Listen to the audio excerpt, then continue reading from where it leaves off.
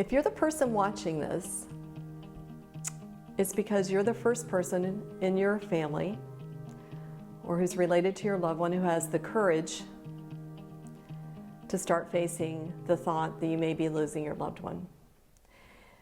And I'm just going to kind of have a heart-to-heart talk with you and tell you some of the things that you're going to face. The journey of 1,000 miles begins with a single step. And if you're losing a loved one or you're thinking you are, you're definitely on a journey. And I'm just going to tell you right now, you're taking the most important step. Looking into hospice is something that everybody meets with apprehension. They meet it with fear. They meet it with chaos in their family. And they meet it with a lot of guilt.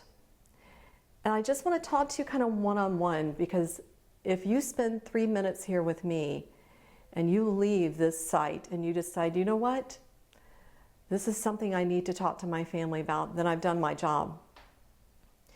When you're looking at bringing in hospice into a loved one's life, the first thing you face is guilt, and you're afraid that why am I committing this person to die? And you're absolutely not doing that by involving hospice. As a matter of fact, it does happen that people actually graduate out of hospice. And once we start the hospice process, we don't know how long it's going to last. The one mistake I will tell you that most people make is they wait till the very, very end after their family has been through so much to call hospice in. And I would like to see you do that differently. The other thing that you're facing now when you're looking at this is fear. You're afraid to talk to your loved one about it. You're afraid to be the one who brings it up. You're afraid thinking that everybody's going to think that you're giving up. You're not giving up. You're simply using the tools that you need to move through this process of illness. I will tell you as an individual, when it comes time in my family for me to go and talk to my family about putting someone in hospice, the first thing I can tell you is it will be me. I will be the one who does the research, who looks on the web pages and who does investigation to see what this is about. And this is what I would be met with. I would go to my father, and my father would say, there's nothing wrong. She doesn't even need to go to a doctor. This is not going to happen. My mother would say, well, I don't know. I don't think it's quite time for that. Let's not jump the gun. Let's just give it some more time. My one brother would say, I'll do whatever you tell me. Just tell me what you need me to do, sis. And my other brother would be angry. So at the very beginning, when you're starting to investigate looking at hospice care, I just want you to be aware that we're aware that families don't come to this decision and everyone feel the same way. I don't want you to be afraid to open the doors to researching hospice. I want you to understand that all you're doing at this point is collecting information. And the more information that you collect is going to get you farther along on that journey. The journey takes a while. It takes a lot of courage. Hospice would come in and help you have the courage and have the verbiage to talk to your loved one about going into hospice or to talk to your family. Very often when I talk to people, people don't even like to go to funerals because they don't know what to say. And I've had so many people tell me that, and I just tell them simply, you don't need to say anything. There's nothing you can say to make them feel better. Your presence alone says all that needs to be said. A simple, I'm sorry. A simple, we're going to do the best we can for you. Simply saying, you're not going to be alone. Everybody has a different need when they're looking at death and dying. But the person who is there as the support person is usually very fearful because they feel like they're supposed to make everything better. And I'm just here to tell you, that's not your job. You didn't plan this, you didn't make this happen, you're not in control. For me, giving up control is a very hard thing to do. To say, I'm no longer in control, I'm going to let other people make the decision now, is very difficult. But I will tell you that the friends that I have helped with their families through passing and hospice were so happy that they had brought those tools in, had brought the staff members in to help them to interact with their family, to help them to interact with their loved one, and to tell them how to say goodbye. So if you're the one looking and you're the one doing the research, I'm going to tell you, have the courage to go to the next level and do it sooner rather than later.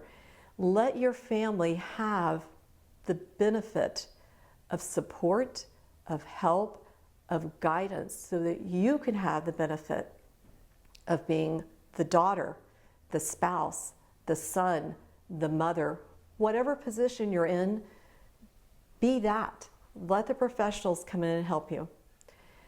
I think it's really important that I reiterate, for so many people, you feel like when you make that phone call, when you even look at me talking to you, you've made a decision towards death. It was never your decision. That's somebody else's decision entirely. Your decision is to get the information. So don't be afraid. Make a call, reach out for help, get the support your family needs so your family can do their job. They can be family members and not 100% of the time caregivers. I think it's really important that you realize that all the nights you spent sleepless, trying to figure out what to do.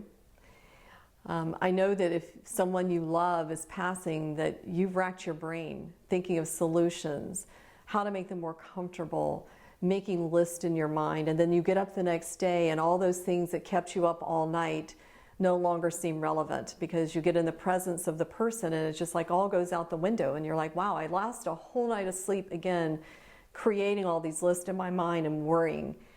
And part of what calling hospice in helps you to do is it helps to take some of that worry away because somebody else is in charge.